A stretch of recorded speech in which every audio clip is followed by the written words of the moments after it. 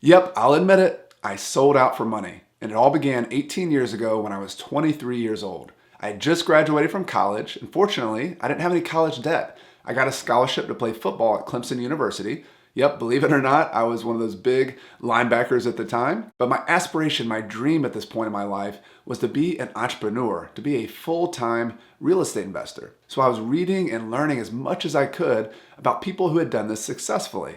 People like Warren Buffett, who have billions of dollars, but also networking and learning from local real estate investors, local business people who were making lots of money. They were making lots of income every single year. And in the real estate realm, they were flipping 50 houses a year, and some people had hundreds or even thousands of rental units. So in my mind, the common theme was they'd figured out money. They had a lot of it. They were either earning a lot of money on a yearly basis, or they were making a lot of wealth and building that up over time. So maybe you'll relate to this, but there were two main feelings that were motivating me at that time. On the one hand, I was excited. There was this ambition, this challenge that I could do more, I could buy more, I could be more.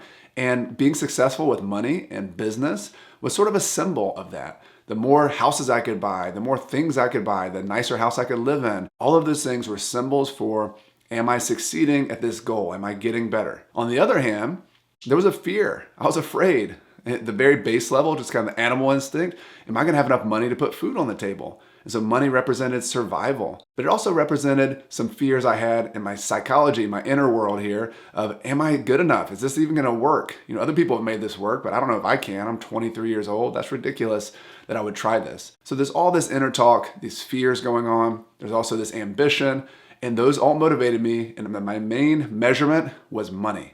Let's go make more of it. And within real estate, the things that make you money are properties. Can I buy and sell properties? Can I buy more units? So let's fast forward from when I began in 2003. And at that point, I was just making enough money to survive, just to pay for the bare essentials. But 4 or 5 years later, in 2007, my business partner and I were successfully making hundreds of thousands of dollars flipping houses. We were also building a rental portfolio that was on the way to being $1 million net worth portfolio. So if you just measure things by money, we were pretty successful. It had worked. We were on our way to the people we were modeling in the first place. But there were a couple things that made me pause in 2007. The first was we had both read a book called The 4-Hour Workweek by Tim Ferriss. A lot of great ideas in that book, but one of the big takeaways was how you define rich. What does it mean actually? And money is one currency in his definition, but there's also these other two currencies, the three currencies of being rich. The others are your free time. How much time do you have to do the things you want to do in your life? The other is mobility. Are you able to be flexible to move around and change locations? And so those three, time, money, and mobility, all are a better definition of being wealthy, according to Tim in that book. And so that idea really struck me because if you're stuck to a desk or you're stuck to a business and you're making a ton of money, but you're not doing anything you want to do, what's the point? And so my business partner and I did an exercise where we wrote down and we asked ourselves this question, and we wrote down the answers to, if you had as much money as you needed, if money were no object, what kinds of activities would you do on a day-to-day basis? So I wrote down things like I wanted to travel with my wife. I got married in 2007 and we wanted to travel abroad to Latin America. We wanted to go to Europe. We liked camping. I loved playing pickup basketball and still do in the middle of the day for a couple hours. And those do require a little bit of money to travel, as you have to have money to do that, to pay for flights and to pay for hotels. But actually, money was the least important factor there. It was a limited commodity. What was really limiting me from doing that right then was time and flexibility or mobility to be able to do that. So that was a wake-up call in realizing that by emphasizing money so much, and really too much in our case, we were selling out for money. We were making it too important, and because of that, we were missing out on some of the opportunities that would actually make us happy in our life. So at the same time, I was beginning to realize that I was selling out for money by emphasizing it too much. I also realized there's an opposite problem where you can sell out for money by not emphasizing it enough. And I learned this by the story of when I met my wife. So my wife had a very different path when she became an adult and left college. She was training to become a Spanish professor to teach foreign languages. And she had traveled in Latin America and was inspired more by people like Oscar Romero in El Salvador, who had helped people who were poor. And he didn't have a ton of money. He was actually a martyr at that point. And so people like that whose emphasis in life was on helping people, on serving people. She had friends in the Peace Corps.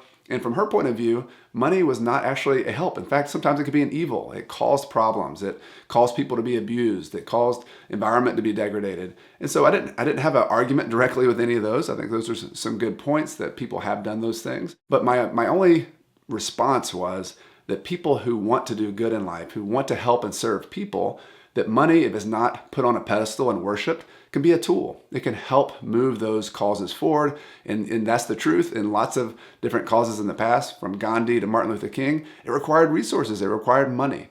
And so we started having those discussions. And really on a personal level, money, by ignoring it and acting like it wasn't important, actually limits your options. I remember my wife had a stack of envelopes for her retirement accounts that were unopened in her apartment. And I said, what are these? Why aren't you not looking at these? And it was just more of, I don't really want to mess with them. I don't know what to do with them if I open them. And so there was this willingness to ignore it and not pay attention to it because it wasn't important, because it wasn't as important as other things in life. And so both of these are a selling out of money, because if you don't emphasize it, you are ironically controlled by money. You have to keep going to work. You have to keep doing things that aren't important to you, while the things that are important to you get left undone. So not selling out for money is trying to find that middle place, that balance point between emphasizing money too much and emphasizing money too little. And this is actually not a new idea. Way back in ancient Greece, Aristotle used to teach people about ethics, about how to be a good person. For example, he would say a good person needs to have courage. But if you have too much courage, you're going to be foolhardy and reckless. You'd be like the person who would jump off a cliff without a parachute. That's just stupid, right? That's too much courage. But on the other hand, if you're someone who always sits and just doesn't want to do anything, and you're always afraid, and you never live life because you're a coward, that's what he would say on the other extreme, then that's not good either. That's not being a good person. Finding what he called the golden mean of any virtue is the place you try to aspire to. In the same way works with money. And that's really the emphasis of my channel. Do what matters. Another way of thinking about that is trying to find the golden mean for yourself of money. What does that mean? Where are you not emphasizing it too much, but not emphasizing it too little, so that you're able to live your life, do the things that are important to you, and have enough money to do that, but you're not emphasizing it so much that you get wrapped up in more, and there's never enough. And we've all been there, right? And so my final question for you, and this is really about you, is could you do that same exercise that my business partner and I did? If you asked yourself, if money were no object, if I had enough money, what would I do with my life? What kinds of activities would I do? And I've actually asked this for many years with my audience on my newsletter and people I've interacted with. And I want to share just a few of the answers that I've received from other people. I want to sleep more. I want to relax in the morning. I want to sit on a rocking chair. I want to learn something new. I want to be impractical. I want to explore more. I want to visit amazing places. I want to go on adventures. I want to hike trails. I want to ride a bike again, just like I did when I was a kid. I want to unplug from the Matrix. That's one of my favorites because I'm a big Matrix fan. I want to do work that I love. I want to buck the system. I want to say shove it to the authorities, to the man, people who are making me do what I have to do. I want to raise my own kids. I want to play silly games. I want to help with homework. I want to spoil my grandchildren. I want to plant a garden, grow my own food. I want to eat healthy. I want to finally exercise on a regular basis. I want to slow down in a world that is super fast. I want to take a deep breath. I want to pursue my passions. I want to volunteer. I want to listen to people. I want to take my time to actually listen and not just listen on a surface level. I want to make an impact on people's lives. I want to advance my cause. I want to create art. I want to write a story. I want to get off the 9-to-5 treadmill. And in other words, I want to stop selling out for money. And another way of saying that, of course, in this channel's slogan is I want to do what matters.